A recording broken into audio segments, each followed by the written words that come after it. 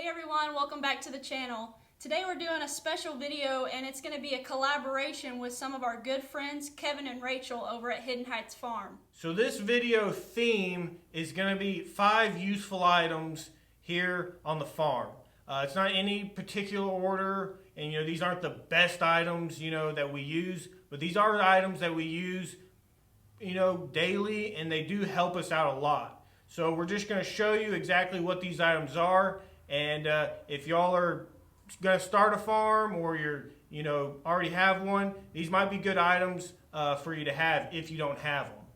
Yeah, and like he said, not everyone's tools or items are going to be the same. So just take that into consideration. These are useful to us, and we're just wanting to share that with you guys. Alright, so we're going to get into these items, and keep in mind these are in no particular order of importance.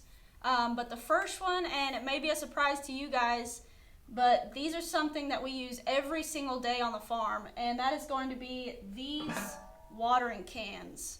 So you guys might be thinking that's a crazy thing to put on the list of useful things, but honestly we use these every single day for chores. And on our farm we only have 2 water hydrants, and where we keep our rabbits and our chickens is pretty far from one of those water hydrants. So every day we tote water in these to the rabbits and the chickens. So they definitely are very useful to us on the farm. So the second thing that is very useful on the farm is going to be a good headlamp. Now this is very valuable, when you're checking animals at night, putting up your chickens. This really helps. And you want a headlamp. We've used flashlights and stuff, and that's fine if that's what you have. But these headlamps, it frees up your hands. And so if you're getting eggs, or you have to move an animal or something like that, you don't have to worry about a flashlight, putting it down, when it's muddy, or sticking it in your mouth, or however, it just frees up your hands. And this one, you want to get a rechargeable one, because you're not wasting a lot on batteries, and you just plug it in, recharges it, and these are very bright.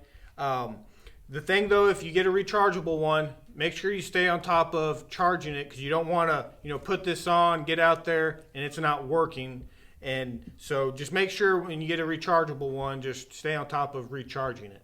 So our third item, which y'all may not think of this, but it's very useful, is a fish net. And you're gonna be wondering, maybe you don't do fishing or anything like that, but I'll tell you, this is what we use this probably more than fishing with, is you use this to catch chickens, or you can do rabbits, depending on, we've had to use it for rabbits. If your cages are real long, you get this in there and just kind of swoop them around. It doesn't hurt them or anything like that, but it does make it where you can get them in a long cage for a rabbit. But a chicken, anyone that has chickens and you try to chase a chicken or try to get them, you got to be quick.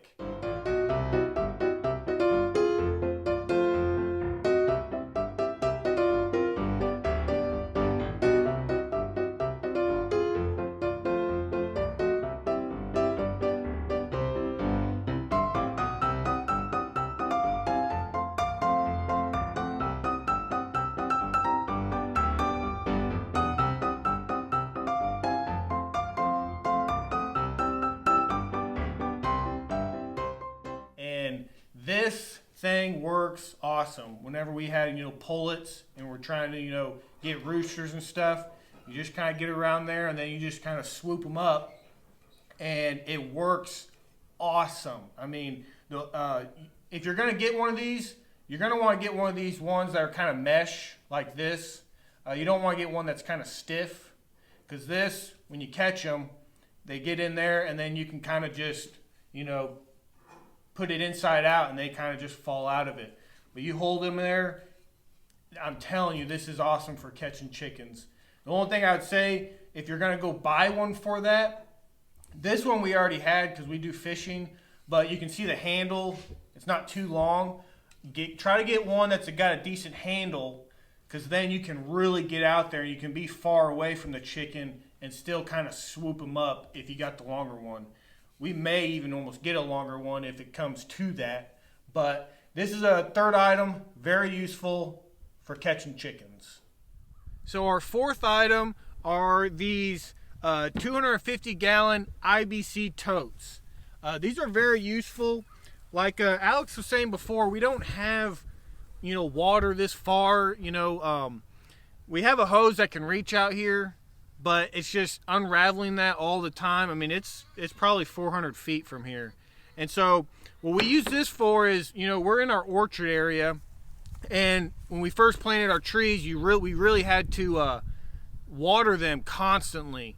And we were just toting water over here, and it was just taking forever. And so what we did was put this tote here, and we just had enough hose to get to this point, and we filled this up, and we just used this kind of as a hydrant in this area for water.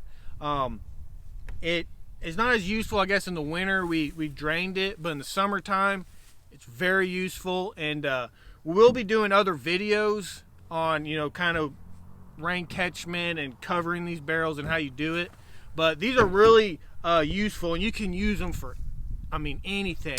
We got I made a hay feeder out of one of these. They have multiple uses, dog houses, whatever you want pretty much. But we use them to just put water wherever we don't have hydrants. So that's definitely a useful item to have if you're kind of sparse on water in certain areas. If you can kind of tote it over in your area just to have water, it works pretty good. At least for us it does. Our fifth item, and this item I use a lot. So if y'all have watched our previous videos, we got woods, and we're trying to clear it as much as we can to make it more productive. And anybody that knows that moves on to a new farm or new property, there's just so much overgrowth. There's like saplings, and there's just stuff that sucks the nutrients and stuff from the other trees, and you want to cut those down. And anyone that's kind of cleared brush knows that's easier said than done. You got to get in there. You have a chainsaw. They're kind of heavy, and you're cutting those saplings down. And you can use a reciprocating saw. It's a little bit lighter, but still you got to bend over, and you got to kind of hurt your back a little bit when you're bending over and cutting all those. But this thing right here, man, what it is a weed eater attachment. And this is it's a chainsaw blade that goes onto a weed eater. And you take the head off, and then you got to buy this little kind of adapters kit for whatever weed eater you have. I have a Husqvarna, but you can buy these, and this is on Amazon. We'll put it in a link below if y'all are wanting this. Guys, I'm telling you, if you got some of those little saplings, if you got this, as you can kind of see around me, we have all these little thorny thicket type stuff. This thing is awesome. I can't describe how awesome it is, because it just tears up everything. It's easy. It's just like weed eating. You're just popping them, and they're just falling. And you can really get down to the ground, so you're not getting those little sapling stumps up, and those can pop tires and things like that. So this really, you can get down low with them, and you don't got to come back and kind of recut it. But this thing, and it's resharpenable. You just get your file, and you can resharpen it, and it's awesome. This thing, I believe, is 7 inches. You can buy a 9-inch, but I'll just say this: they kind of recommend not to get that unless you have an actual a brush cutter weed eater that's more powerful, because that's more momentum, and it can kind of bog down your weed eater. So I just got the 7-inch, and guys, I'm telling you, you can pretty much cut almost a 6-inch tree in a sense. You come in from one side and come in from the other. You can actually bring that down. Probably not really supposed to, but it can be done. I've done it.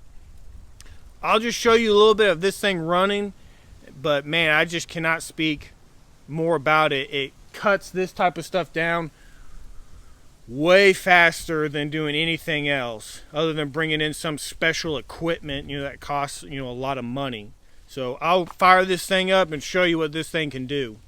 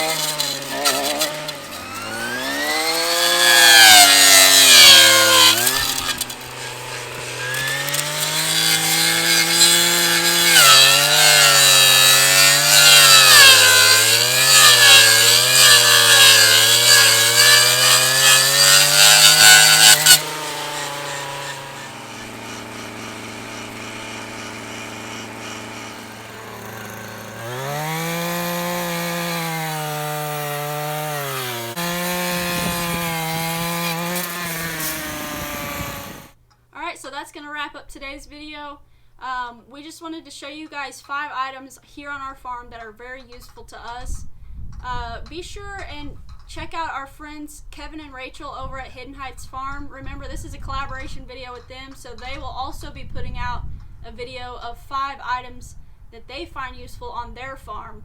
And it could be totally different. You know, we don't know what he's going to put on his video, so it's a surprise to us. But anyways, you guys go and check out their channel. Yeah, we're really, we can't wait to see what, their 5 are. And, that's the one thing we always like kind of doing these types of videos, because you always get to learn. And, he may be using stuff that we never used and may help us, and we don't know, because everybody does things differently on their farm or homestead. I hope y'all really enjoyed this video. If you're not subscribed to our channel, please subscribe. And remember, go over to Hidden Heights Farm and subscribe to them also, because they got a lot of knowledge over there and they're doing a lot of good things. And they're a really great channel to watch. So please go over there and subscribe to them and tell them that Sawyer Ridge Farm sent you over there. And you got any questions about any of the items that we use, we're going to try to put them in the description, so if you want to purchase them. But just leave them in the comments if you got questions about them. And if you like this video, please hit that like button. It really helps us out, and we really appreciate y'all watching this video. But y'all take care, and God bless. God bless. So this video, my gosh, I'm drawing a blank. Having these items, they'll help, and So let's get into our items. This is another one you guys might not expect, but hold on. This one is rechargeable, and you want to make sure you get So our 4th item that, let me redo that. Don't forget, this is a collaboration video with our good friends Hidden Heights. But we all,